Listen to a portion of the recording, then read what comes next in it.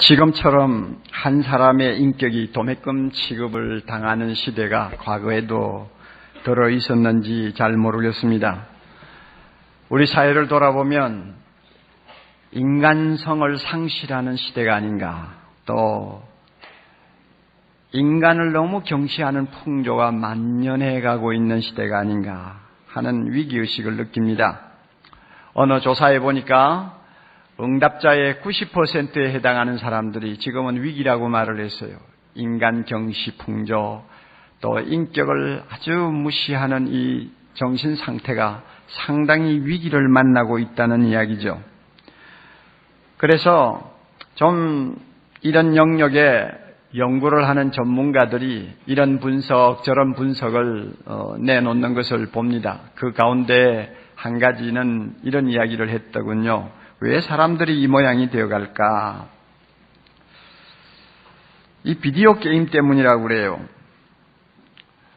비디오 게임 가운데서도 리니지라고 하는 비디오 게임이 있죠.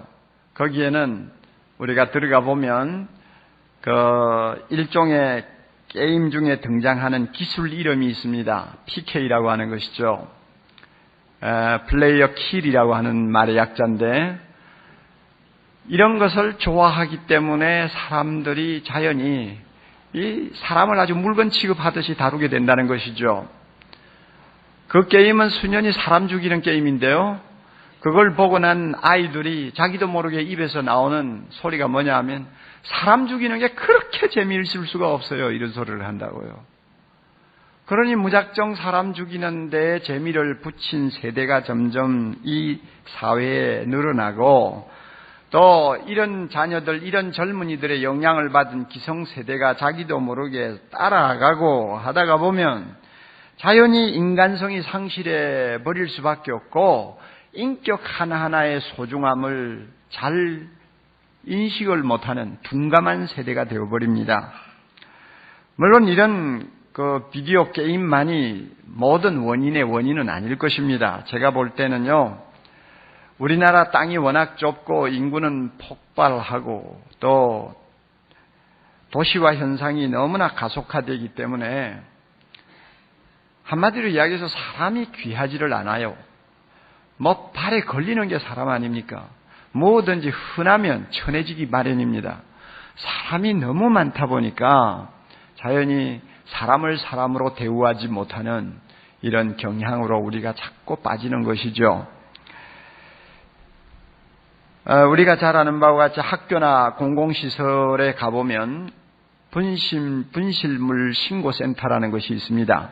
누구든지 잃어버린 물건이 있으면 습득한 사람이 갖다 맡기는 것이고, 또 자기 잃은 물건을 찾기 위해서 거기에 가서 좀 조회하는 일들이 있지 않습니까? 그런데 그 분실물 신고센터를 책임지고 있는 분들이 이구동성으로 하는 말이 있어요. 안 찾아간대요. 찾아가는 사람은 극소수고요. 거기에 보관된 물건 중에 값이 나가는 것도 꽤 있는데 안 찾아간대요. 그 이유가 뭐냐? 그건 뭘 귀찮게 찾으러 가냐? 또 사면 될 텐데. 부모들도 그건 또 한 번 사주면 되지 뭘 그걸 가지고 그렇게 찾아오라 말라고 애들을 볶을 필요가 없다는 것이죠. 여러분, 이렇게 모든 것을 흔하게 보고 천하게 생각을 하면은 어느 것 하나 귀하게 여길 수 있는 마음의 공간이 생기지 않는 것입니다. 참 이게 큰 문제예요. 물건에 대해서만 이렇습니까? 이런 물건에 대한 가치관이 결국은 사람을 대하는 가치관에도 영향을 미치게 되어버립니다. 흔하니까 한 사람 죽여봐야 10사람 죽었다고 하는 소리 들어봐야 그건 놀라지도 않지 않아요. 그만큼 우리는 인간 경시를 하고 인격을 아주 무시하는 그런 사상에 오염이 되어버리고 있는 것입니다. 뉴욕에 가면은 인형병원이라는 것이 있다고 합니다.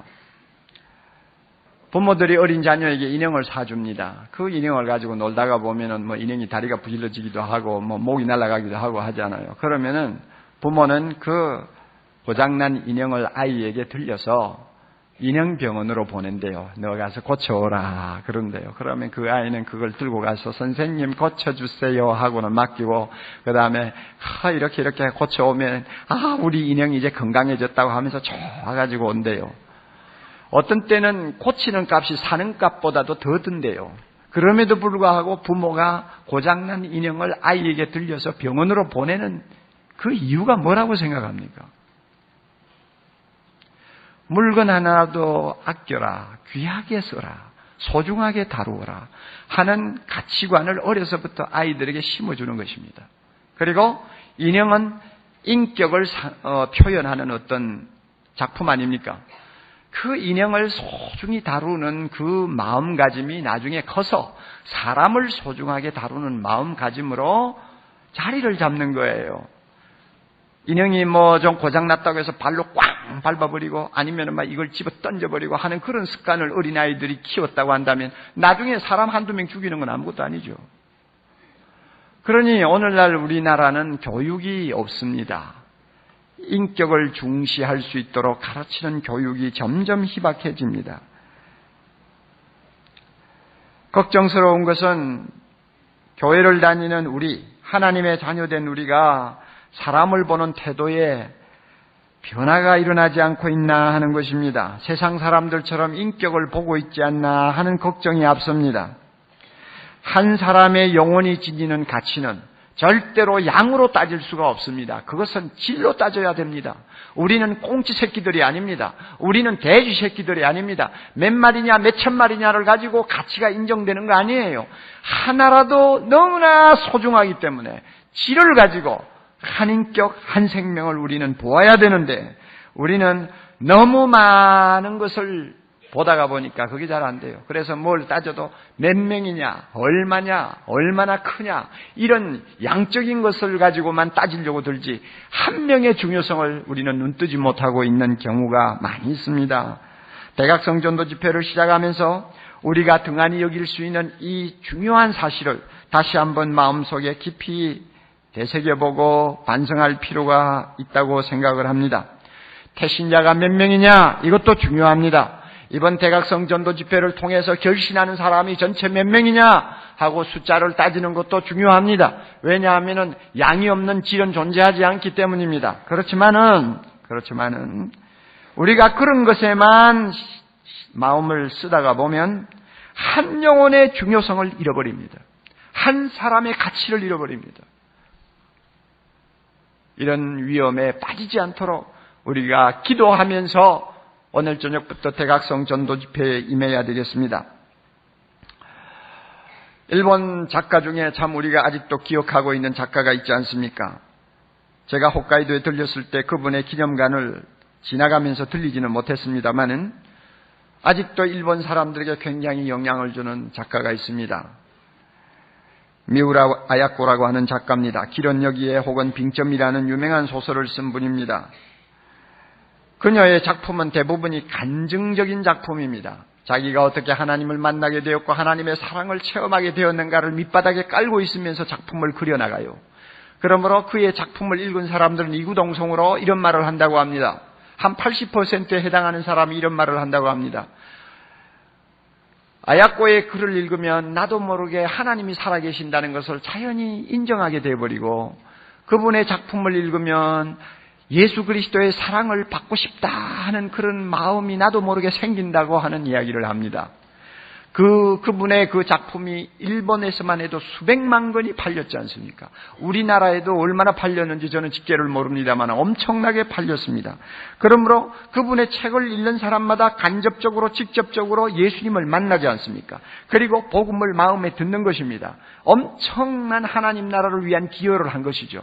그런데 미우라 아야코를 여러분 전도한 사람이 어떤 사람입니까? 그가 어떤 환경에서 예수님을 만났는지 아시나요? 미우라 아야코 폐병 환자였습니다. 생과 죽음의 갈림길에서 매일매일 각혈을 하면서 투병하지 아니하면 안 되는 수용소 안에 있을 때 어떤 남자가 찾아와서 청년이 찾아와서 그에게 예수 그리스도를 이야기했습니다.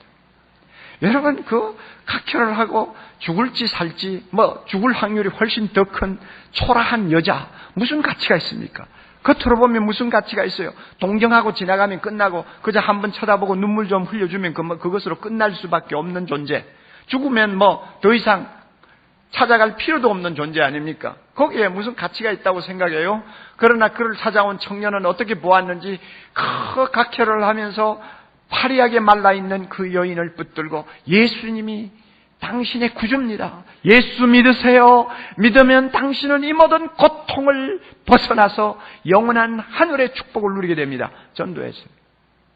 아마 이 청년은 이 여인이 나중에 일본 열도를 후끈하게 데울 수 있는 엄청난 작가가 되리라고 하는 가능성은 못 보았겠죠. 그러나 한 영혼을 소중하게 여기는 그 마음 때문에 피를 흘리고 죽어가는 그 여인을 위해서 복음을 전했다, 그 말입니다. 그랬더니 여러분, 그 한 사람이 얼마나 중요합니까? 수백만 명이 나가서 전도하는 것보다 더 큰 역할을 했지 않습니까? 이만큼 한 사람의 가치는 중요한 것입니다. 성경을 보면 하나님은 인간을 통합적으로 묶어서 세상이라는 말로 표현을 합니다. 요한복음 3장 16절에 하나님이 세상을 이처럼 사랑하사, 이 세상은 전 인류를 가리킵니다. 그리고 이 세상 안에 나 하나가 포함이 되어 있습니다. 따라서 하나님이 세상을, 우리 인류를 볼 때 세상이라는 통합적인 용어 속에 전부 묶어가지고 말씀을 하시기 때문에 하나님 앞에서는 나라는 존재는 조금도 의미가 없는 것처럼 느껴집니다. 나라는 개인은 그 전체 속에 묻혀버리고 드러나지 않는 것 같이 보입니다. 그래서 하나님이 세상을 사랑하셨다지? 그래, 그럼 나 같은 거야 눈에 띄지도 않겠네. 이렇게도 말할 수가 있습니다. 그만큼 하나님은 크게 보십니다. 넓게 보십니다. 모든 것을 다 보십니다. 그러나 성경을 보면 그것만이 아닙니다. 우리는 또 서신서를 통해서, 특별히 사도 바울을 통해서 놀라운 사실을 발견합니다. 사도 바울은 이렇게 고백합니다. 갈라디아 2장 20절에 하나님 아들 예수님이 세상에 오셔서 십자가를 지시고 죄인을 위하여 죽으셨는데, 세상을 위해 죽으셨는데, 그 죽음은 나를 사랑하사 나를 위하여 자기 생명을 바친 죽음이니라, 그렇게 해석했습니다. 요한복음에서는 세상을 위하여 독생자가 죽으셨습니다. 그러나 갈라디아에 가보면 하나님의 아들은 나를 위해 죽으셨습니다. 따라서 사도 바울은 하나님이 말씀하시는 세상을 자기 자신과 동일시한 것입니다. 자기 자신과 동일시했어요. 세상을 사랑하신 것처럼 하나님은 나를 사랑하신다. 인류를 기이 보신 것처럼 하나님은 나를 기이 보신다. 하나님이 세상을 구원하시는 것처럼 나를 구원하신다. 그러므로 하나님의 눈에는 나 하나가 세상이요, 세상은 바로 나 하나다 하는 말로 표현이 될 정도로 하나님 앞에는 개인이 절대 실종당할 수가 없다는 것을 이야기합니다. 그만큼 세상이 하나님에게 중요한 것처럼 나 하나가 중요한 것입니다. 오늘 우리가 읽은 이 본문은 하나님이 한 생명을 얼마나 소중히 여기시는가를 웅변적으로 교훈하고 계십니다. 어린아이 하면 사람들이 일단은 중요한 일에는 참여시키지 않잖아요. 옆으로 밀쳐놔요. 너 저만큼 가서 있어. 너는 여기에 끼어들지 마 하고는 항상 옆으로 제쳐놓는 이 어린아이를 예수님께서 가운데 세우시고 교훈하시는 말씀이 오늘 우리가 읽은 본문입니다. 아주 중요한 두 가지 교훈이 들어있어요. 첫째로는요, 예수님은 한 명의 이 어린 소자, 이 어린아이를 자기 자신과 동일시하고 있습니다. 어린아이가 바로 자기 자신이라 그 말이요. 자기 자신이 바로 어린아이라 그 말입니다. 여러분, 잠깐 앞쪽으로 가서 5절을 한번 같이 보실까요? 또 누구든지 내 이름으로 이런 어린아이 하나를 영접하면, 다 같이요, 곧 나를 영접하니니, 나를 영접하는 것이니라. 참 중요한 말씀이에요. 누구든지 내 이름으로 어린아이 하나를 영접하면 곧 나를 영접하는 것이다. 그러니까 이 어린아이는 다른 존재가 아니라 나 자신이다 하는 말입니다. 참이 기가 막힌 말씀이에요. 어린아이를 인격 대우 바로 하면 바로 그것은 예수님을 대우하는 것이라는 말입니다. 이 사실을 확대해서 예수님께서 더 구체적으로 말씀하신 내용이 마태복음 25장에 나옵니다. 거기 보면은 예수님이 재림하실 때 이 세상 인류는 두 부류로 갈린다고 그러죠. 이 가운데서 예수 믿지 않고 나와 계시는 분은 잘 들으세요. 이 세상 종말이 오면 나중에 하나님 앞에 심판받을 때 인류는 두 부류로 갈린다고 합니다. 그 두 부류를 예수님께서 비유로 오른쪽에 있는 사람은 양이라고 그러고 왼쪽에 있는 사람은 염소라고 그랬어요. 성경에 보면 이상하게 양은 하나님 앞에 참 사랑받는 짐승이고 염소는 어떻게 잘못 보였는지 모르지만 항상 이거 악역을 담당하고 있어요. 그런데 그 왼쪽에 있는 염소에 속한 사람들이 예수님에게 이렇게 말합니다. 예수님, 우리가 세상에 계실 때 우리는 예수님에게 먹을 것 드렸죠. 우리는 입을 것 갖다 드리지 않았어요. 예수님이 옥에 갇혔을 때 우리는 찾아가 뵙지 않았습니까? 예수님 그거 기억하시지요? 예수님이 뭐라고 그랬어요? 나는 너희들이 언제 나에게 옷 가져왔는지 먹을 것 주었는지 찾아왔는지 난 기억하지 못한다. 아이고 왜 기억하지 못합니까? 너희들이 바로 옆에 있는 어린 소자, 어린 나이 하나가 굶주렸을 때 먹을 것 주지 않았고 벗었을 때 입을 것 주지 아니한 그것이 바로 나에게 먹을 것 주지 않고 입을 것 주지 아니한 것과 같으니라. 기가 막힌 말씀이에요. 또 오른쪽에 있는 양에 해당하는 성도들이 찾아와서 예수님, 우리는 세상에 있을 동안 주님에게 언제 옷 한 벌 갖다 드린 일 없고 먹을 것 하나 갖다 드린 거 없습니다. 그렇게 말했더니 아니야. 너희들은 진짜 내가 배고플 때 먹을 것 가지고 왔고 입지 못할 때 너희들이 입을 것을 갖다 주었느니라. 내가 감옥에 있을 때 너희들 찾아왔지 않냐? 아니 언제 우리가 그랬습니까? 너희 옆 곁에 있는 이웃 어린 소자 하나에게 그가 목말라 할 때 마실 것 주었느냐? 그건 나에게 한 것이요. 그에게 먹을 것 주었느냐? 그것은 나에게 먹을 것 준 것이니라. 내가 다 기억하고 있다고 그랬어요.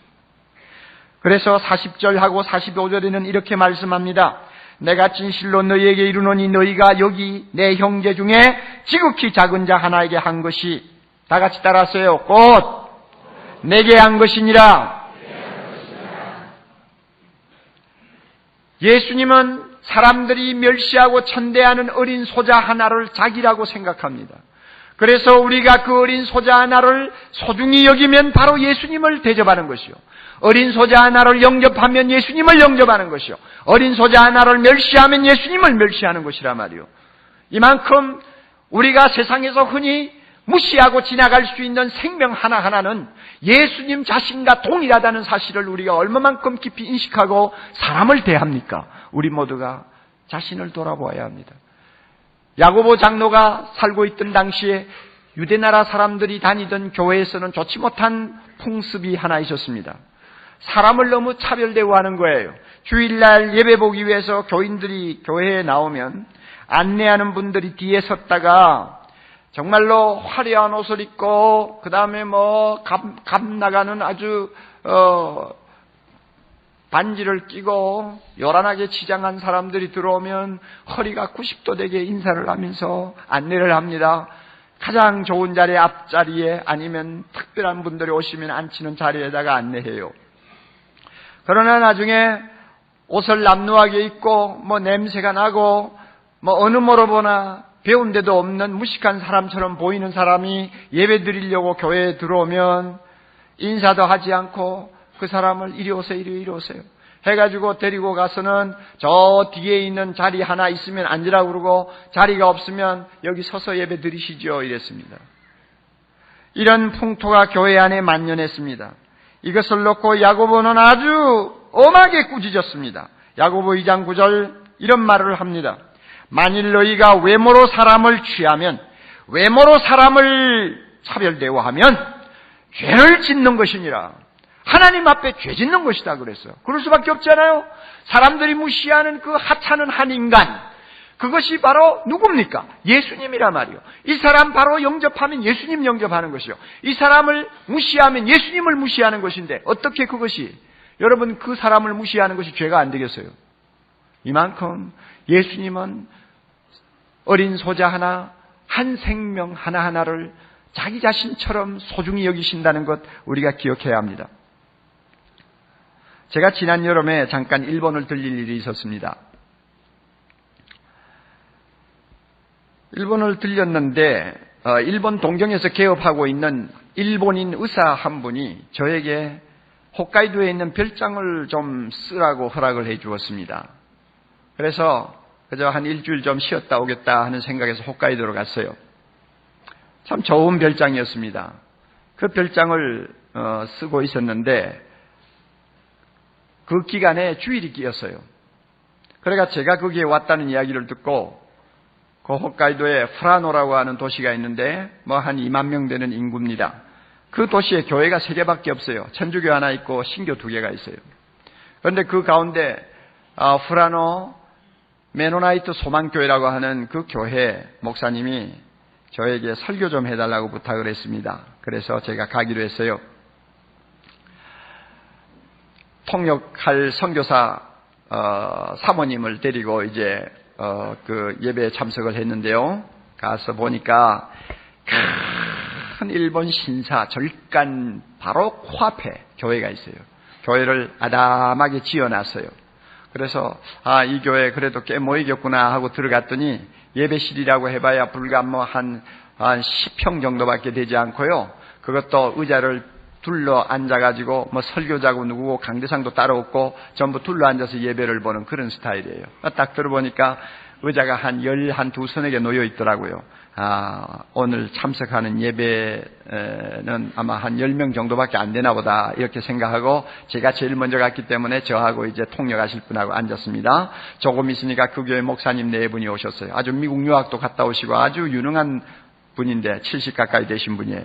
그 부부가 와서 앉으시고 그 옆에는 또 그 지역에 와서 40년 동안 선교하다가 얼마 전에 세상을 떠나신 미국 선교사 부인이 거기 와서 또 앉았어요. 잠깐 방문 왔대요.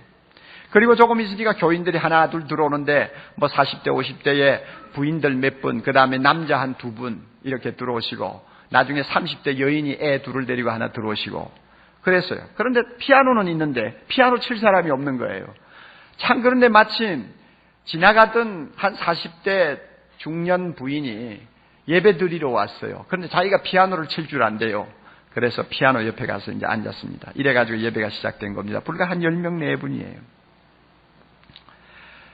제가 그 예배를 드리면서 정말로 오랜만에, 참으로 오랜만에 예배다운 예배를 드렸어요.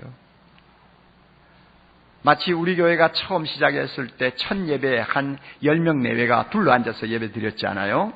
그때 생각도 났습니다마는 무엇보다도 그렇게 작은 규모로 둘러 앉으니까 한 사람 한 사람이 눈에 그대로 들어오는 거예요. 한 사람 한 사람의 얼굴이 내 눈에 가득 차게 들어오는 거예요. 그리고 내 마음을 가득하게 메우는 것입니다. 나중에 들으니까 제 통역을 맡은 선교사 부인은 그런 이야기를 하대요. 목사님, 저 오늘 놀랐어요. 왜냐하면 목사님은 수만 명 되는 큰 교회 담임 목사님 아닙니까? 그런데 이렇게 작은 사이즈의 예배를 어떻게 인도하실까? 너무 시시하다고 생각하고 설교도 한 10분이나 5분 할 줄 알았어요. 그런데 목사님 그렇게 안 하시대요. 제가 참 놀랐습니다. 이러더라. 그래서 내가 속으로 이 사람이 사람을 어떻게 보나 내가 그래서.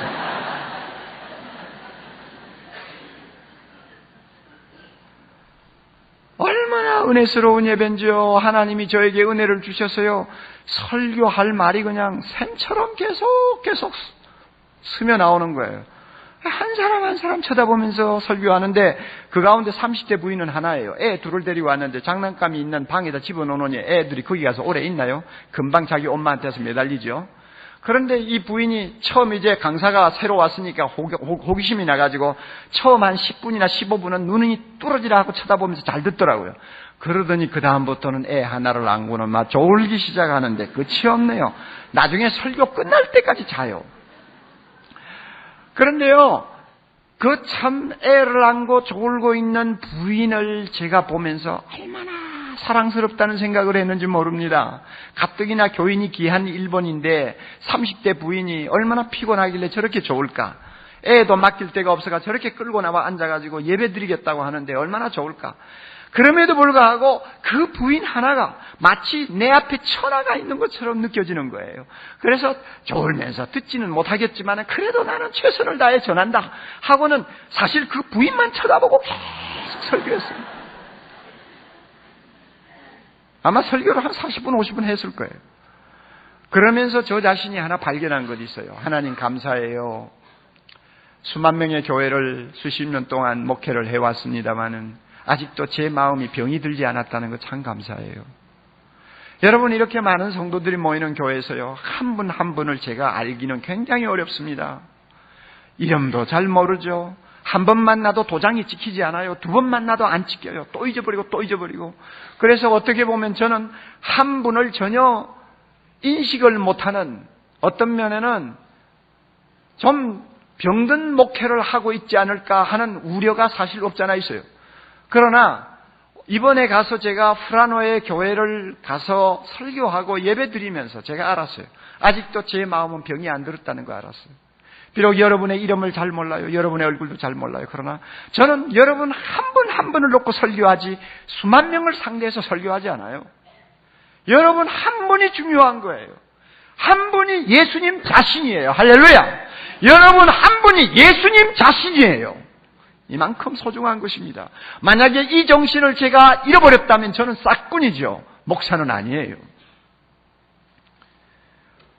우리가 대각성 전도 집회를 앞에 놓고 한 사람 한 사람을 대할 때도 이런 자세를 우리는 다시 회복해야 합니다. 두 번째로 우리가 오늘 본문에서 배워야 할 것이 있습니다. 예수님은 한 명의 어린 소자를 교회와 동일시한다는 사실입니다. 주님이 여기에 비유를 한 가지 들었지 않습니까? 양 100마리를 가지고 목축업을 하는 주인이 있는데, 해가 져서 이제 양들을 세어보니까 99마리는 우리로 돌아왔는데 한 마리가 안 보인단 말이요. 어떻게 할까? 고심하다가 99마리를 우리 속에 안전하게 넣어놓고는 한 마리를 찾기 위해서 저녁도 먹지 않고 지팡이를 들고 저 험한 산을 향해서 갔다는 것입니다. 그리고 한 마리를 찾아왔다는 것입니다. 여러분, 99마리는 무엇을 가리키는지 압니까? 교회를 가리키는 것입니다. 우리 모두가 99마리예요. 이미 예수 먼저 믿고 교회 와서 주일이면 예배를 드리는 거룩한 하나님의 백성들이 99마리입니다. 교회입니다. 그러나 한 마리는 뭐예요? 아직도 교회 안에 들어오지 않고 교회 밖에서 방황하는 수많은 영혼들을 이야기합니다. 그 영혼들을 하나님이 찾고 계시는 거예요. 예수님이 99마리로 만족할 수 있을 것 같은데 그는 만족하지를 않았습니다. 그리고는 그는 그 한 마리를 찾기 위해서 험한 산을 향해서 발걸음을 옮겨 놓았습니다. 이건 뭘 의미합니까? 예수님의 눈에는 한 생명이 교회와 동일하다는 그 말입니다. 한 영혼이 교회예요. 교회가 한 영혼이에요. 얼마나 하나님은 한 영혼을 값진 존재로 생각하는지 모릅니다. 여러분, 이번 대각성 전도 집회 때 우리가 전도하려고 하는 태신자를 한번 생각해 보세요. 보잘것없는 사람이 아닌가요? 청소하러 다니는 분이 아닌가요? 병들어 가지고 걷지도 못하는 사람 아닐까요? 전도하기가 쉬워서 접근을 했는데 따지고 보니까 아무 신분 특별한 자랑할 것이 없는 사람이 아닌가요? 여러분, 그래서 은근히 마음으로 멸시하고 있지 않습니까? 여러분 분명히 죄 짓는 거예요. 왜냐하면 주님은 그 보잘것없는 한 생명을 자기 교회와 동일하게 보십니다. 믿습니까, 여러분? 우리 모두와 똑같이 본다 그 말이에요. 한 사람을.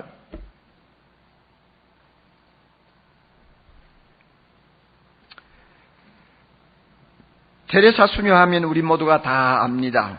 20세기의 성자라고 우리는 흔히 이야기하고, 그가 노벨 평화상을 받으면서 많은 세계 사람들을 울리고 감동을 시켰습니다. 그는 극빈자, 병자, 고아, 죽어가는 사람, 노인들을 불러서 모아놓고 자선을 베풀었습니다. 그가 노벨 평화상을 받을 당시에 그의 사업은 전 세계적으로 퍼졌어요. 126개국에 600여 곳 더 되는 사랑의 집을 만들어서 그 세상에서 버림받은 사람들을 돌보고 있었습니다. 그러니까 어떻게 보면 이런 세계적인 조직을 움직이는 사람이니까 굉장히 탁월한 CEO의 어떤 경영 방법을 가지고 움직이는 것처럼 생각하기 쉽지 않아요? 그래서 뭐 한 사람 한 사람 주목하는 것은 그것은 도무지 그거는 어떻게 화두가 되지 않고 큰 기업체를 움직이는 그런 사고를 가지고 그런 일을 했다고 우리는 생각하기 쉽겠죠? 그것이 아닙니다. 그의 말을 제가 읽어드립니다. 한번 들어보세요. 그의 말을 들으면서 오늘 설교의 마무리를 하겠습니다. 우리 자신도 그래야 되지 않을까? 전도를 해도 그래야 되지 않을까? 태신자를 찾아갈 때 우리 마음도 그래야 되지 않을까? 우리 모두가 다시 한번 깊이 스스로 돌이켜보면서 반성하고 정리하는 시간이 되어야 되겠습니다. 테레사의 말입니다. 나의 임무가 대중을 돌보는 것이라고 생각해 본 적은 전혀 없습니다. 난 한 개인을 돌보고 있습니다. 난 한 번에 한 사람밖에 사랑할 줄 모릅니다. 난 한 번에 한 사람밖에 사랑할 줄을 모릅니다. 난 한 번에 한 사람밖에 거둘 줄을 모릅니다. 단 한 사람, 한 사람, 한 사람. 당신도 내가 하듯 그렇게 한번 시작해 보세요. 난 단 한 사람만 인도합니다.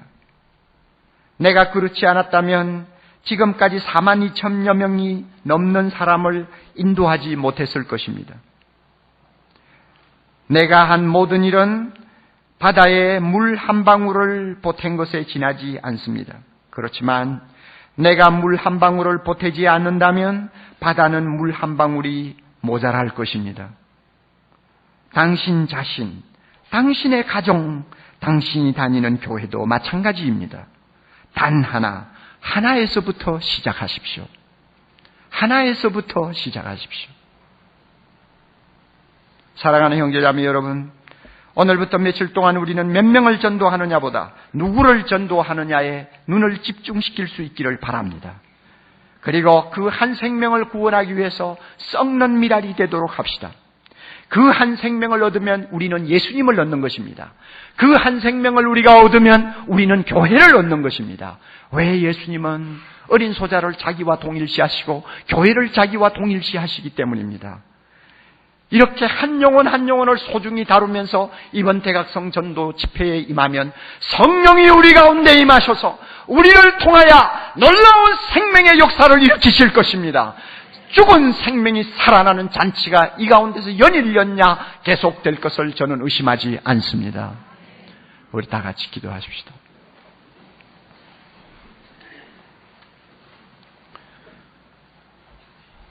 자비로우신 하나님 아버지, 감사합니다. 우리가 많은 사람을 할 수 있으면 많은 사람을 전도하려고 하는 욕심을 부리다가 나도 모르게 한 영혼의 소중함을 잃어버리기 쉬웠는데 오늘 말씀을 통해 다시 한번 우리의 위치를 제자리에 돌려주시니 감사합니다. 한 생명 얼마나 귀합니까? 내 곁에 있는 저 보잘것없는 한 생명. 그저 날마다 스쳐 지나가면서 잘 주목도 하지 아니하는 저 한 생명. 얼마나 중요한가를 우리가 다시 한번 말씀을 통해 배웠사오니 이 말씀대로 순종하게 하옵소서. 소자 하나가 주님 자신입니다. 소자 하나가 교회입니다, 주님. 그러므로 이번 대각성 전도 집회도 많은 사람을 전도하는 것도 중요하지만은 그러다가 한 영혼의 중요성을 우리가 놓쳐버리지 않도록 축복해 주시기를 바라오며 한 영혼을 구원하는 것이 천하를 구원하는 것과 동일하다는 사실을 알고 최선을 다하는 우리 성도들 되어 심령이 주님을 만나 주 안에서 새 생명을 얻는 잔치가 이번 기회에 연일연냐 계속될 수 있도록 축복하옵소서. 황금위원 그 자리에 일어서십니다. 우리가 주님 앞에 받은 귀한 헌금, 우리가 아침부터 저녁까지 열심히 일해서 번 재물 가운데서 소중하게 하나님의 것 구별하고 감사하는 헌금 구별하고 주님의 나라를 위해 쓰고 싶어 구별해서 드립니다. 이 헌금 속에 우리의 사랑이 담겼고 우리의 정성과 우리의 믿음이 담겼습니다. 주여 향기로운 예물로 받으시옵소서. 두드리는 손길마다 복을 주시되 하늘의 복과 땅의 복으로 가득히 채워 주시옵소서. 개인과 가정에서 기도하는 모든 기도를 들으시고 응답해 주시되 30배, 60배, 100배로 응답해 주시옵소서. 우리 중에 경제적으로 어렵고 고통스러운 나날을 보내는 자들에게 우리 하나님 복을 주셔서 안정된 직업, 안정된 삶의 터전을 허락해 주시기를 바라오며, 병으로 고생하는 우리 성도들 주여 친히 찾아가셔서 그들을 일으켜 주시기를 원하오며, 주님 직장을 구하지 못해서 고민하고 있는 우리 젊은이들에게 좋은 직장도 허락하여 주시옵소서. 예수님 이름으로 기도드리옵나이다. 아멘.